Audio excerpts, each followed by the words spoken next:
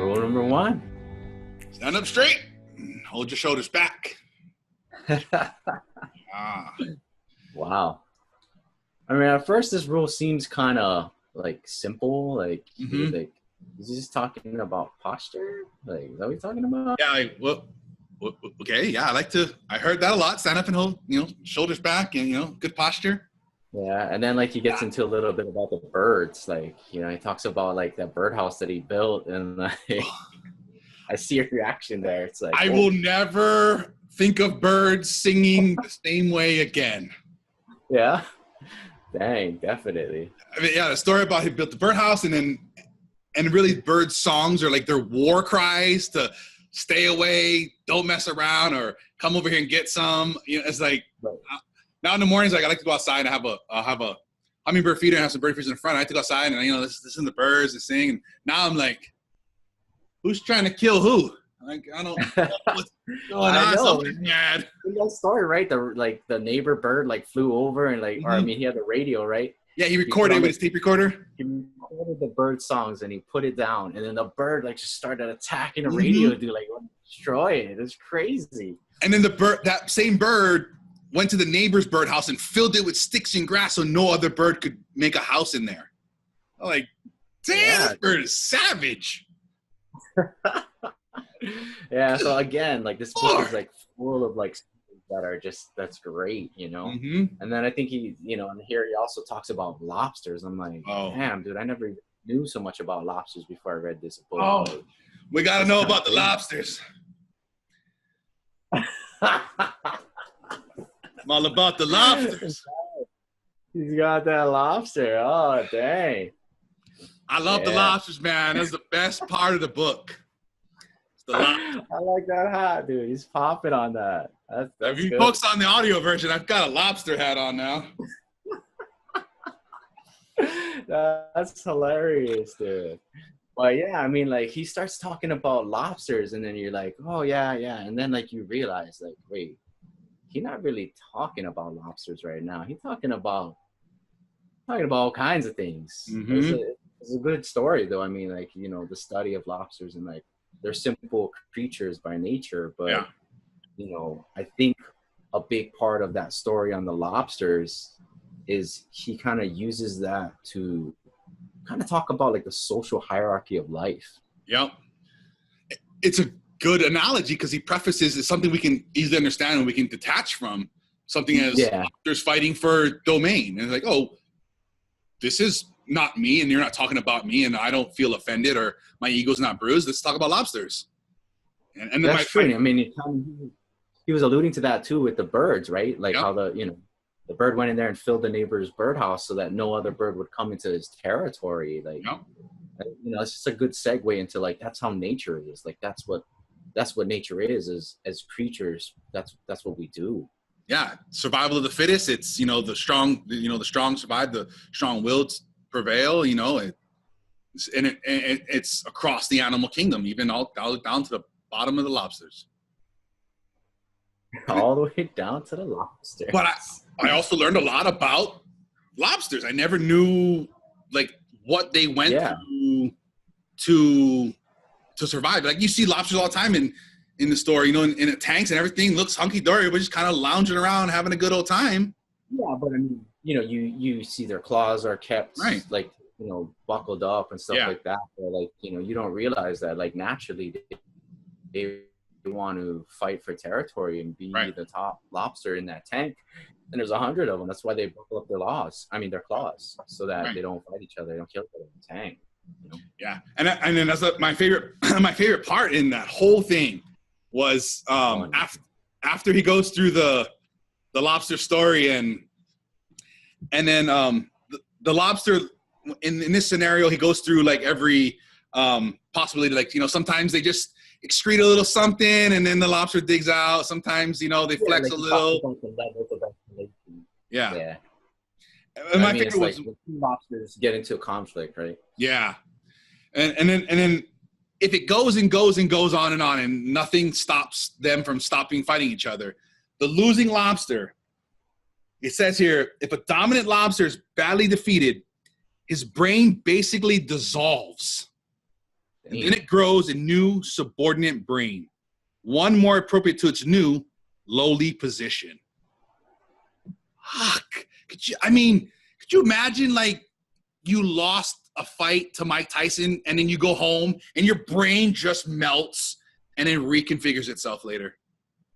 Like you're a loser lobster for the rest of your life. And as he says, that lobster could go on for years in this spiral down depression and just never, maybe even never get out of that. Just be a lowly lobster until it becomes my sandwich. That's kind of the part where, like, you're right. Like, this author, he's great at doing that because, like, you kind of realize, like, hey, like, that happened to me at one point in my life. I got defeated by XYZ obstacle. Mm-hmm. And for a while, I acted and behaved as, if I was this lower person on the social hierarchy of things. For a while, kind of changes everything. It does.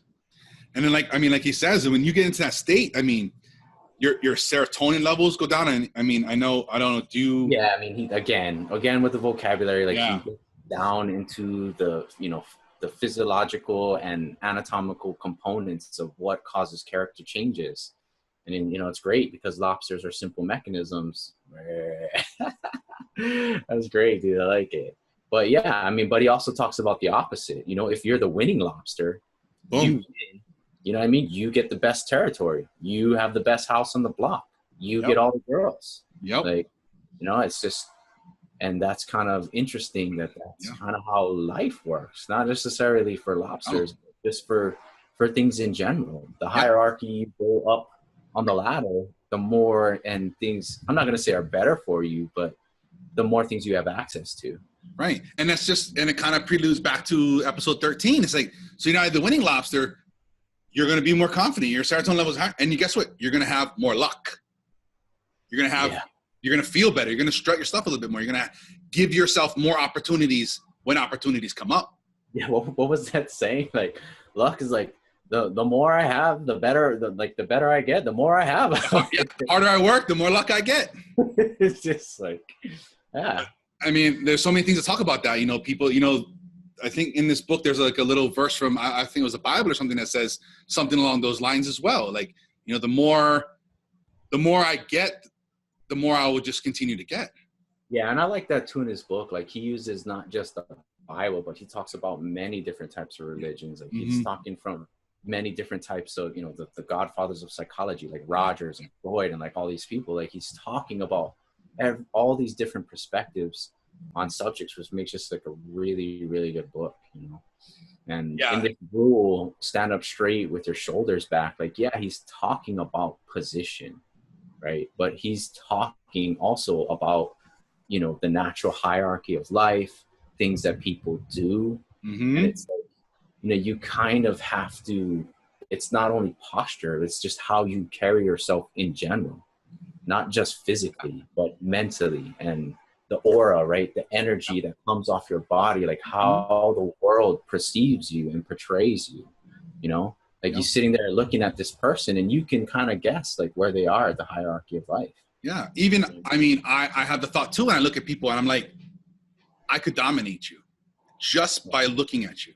I see your posture. I see your demeanor. I see how you're acting. And that's what he talks about in here. All these things are, conscious, unconscious behavior. When you're defeated, what do? You put your head down and you go like this and you shrug your shoulders and you don't look at anything. You don't look at anybody. Right. And if you're a predator and you see that, like, oh, payday. Payday. I don't know about payday. But you know what I'm saying? We'll talk about mammoths and wolves in the later rules that we have. But you understand what I'm saying? A person of a less moral high ground or something along those lines, they look at these people and say, I got you already. I know. Right. But at the same time, like, for people out there, like, you got to use that to your ability, right? Like, yes. Not only just is it talking about posture, but like how you dress. You know what I mean? Like I work in the healthcare industry, like, when the doctor walks in the room, right? Oh yeah. He's got the coat, you know what I mean? Like he's got the name tag, right? Like he carries himself like a doctor. When he starts talking, the vocabulary that comes out of his mouth or her mouth, that when she's talking to you, like you get that image that this person is up the hierarchy chain. This is somebody that you should respect, somebody that you should listen to. Right. You know, like you can emulate that yourself. Yeah. Just natural nonverbal cues, things that are here that you don't even recognize. Yeah. Yep.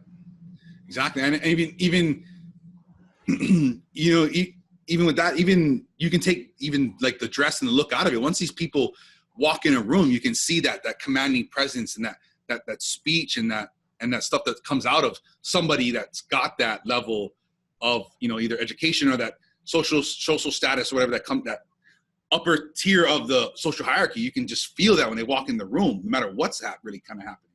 Like we used to sell cars, it's something like, you guys come out, they're all slick dressed, and we're like, no, you don't got it, bud. You can just tell a lot of times when people walk up and walk in the room or whatever it is. Right. And I think, you know, again, and maybe we can bring this real close to a close, but that's what he's talking about. Not just talking about, I mean, sure, posture has a lot to do with it. And I think by fixing your posture, that's definitely going to affect the rest of the nonverbal cues that you have. Yeah. But, you know, there's so much more to that. But it's definitely a great rule, man. Definitely a great rule. I wanted to kind of touch on a couple of things that I really liked when he pointed out here when you're on the lower level with the low serotonin levels. You're talking about decreased confidence, more response to stress, more pain and anxiety, more illness, shorter lifespan.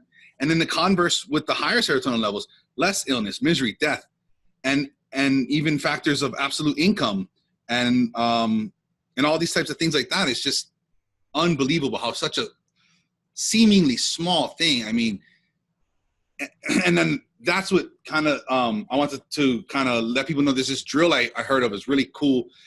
If you are somebody that does have a problem with that, you can kind of holding yourself up, whatever. It's called the doorway drill. What you do is either get like a Post-it or a little note card or something like that, or every time you walk through a doorway, maybe start with your house, your bedroom, or something like that. And every time you walk through the doorway, as soon as you come to that doorway, you see that little Post-it or something that kind of cues you, and you do that. You stand up straight, you put your shoulders back, and you put on a nice smile, and you go through that doorway. And what happens over time is subconsciously, every time you come to a doorway, your brain is just going to recognize doorway, I do this. And then that in and of itself is going to start to bring you a little bit more of that serotonin, start to bring you that little bit more confidence if you're a person that doesn't typically carry yourself that way. That's a good drill, man. Yeah, when I heard that, I got it from Jordan Harbinger in The Art of Charm. I don't know where he got it from, but I definitely, I love that. What a great little simple thing to do around our houses. And then eventually, like I said, you'll start to. Yeah, I mean, you can take that to the office. You can take that anytime. I mean, unless you work on a farm, but. You know. Every time you walk into the barn. You know, well, yeah, but most people, they walk through countless doorways. I can't even tell you how many doorways I went through today. There's probably 15 doorways in my house, you know. Yeah. I mean, think about that. And think about that in a practical application. So what are some instances you walk through a doorway? Boom, you're going to a job interview. You're walking into the boardroom or the conference room. And all of a sudden you're just presenting yourself in there. This big smile and shoulders back. And you have suddenly this wonderful demeanor about you. People want to look, he's coming in here. Yeah, he is. Yeah. You know? I mean, even when you go on a date, right? You're going to walk to that restaurant, right? You walk to that door. Yep. You know what I mean? Yeah. And you walk up to your date's door or whatever, and what cues you? That doorway you come out there, boom. Hey, how you doing? Yeah, that's good, man. I think it's great. And then some things to help. Like, I really like to talk about daily routines. That's the thing he was talking about with his patients. The very first thing he talks about with his patients is like, what's your daily routine like? Are you going to bed and waking up at the same time? Maybe not going to bed at the same time, but are you waking up every day the same time? I think he put a lot more emphasis on that. Like, some people can always control the time that you go to sleep. Yes. Your body kind of naturally gets into a rhythm of things. But far more importantly than getting enough sleep is waking up at the same time. Yes. Around the same time every day. Yes. And then he talked about eating breakfasts that have high concentrations of protein. This is kind of what you need throughout the day. Yep. But yeah, man, daily routines, like all, you know, that's kind of like the doorway thing. You know what I mean? The things that you practice, the things that you give off, the things that you are constantly thinking mentally and physically showing with your body, and energy coming off of your body on a constant basis. Like, the more you can increase that and towards the positive, Yep. like the better off that's going to resonate within your core. Exactly. And then you create these, like he calls as well, positive feedback loops. The more of these things you do, they start to stack. You start to create these things, your brain starts to recognize these patterns, and they just start to become unconscious, competent habits that you have.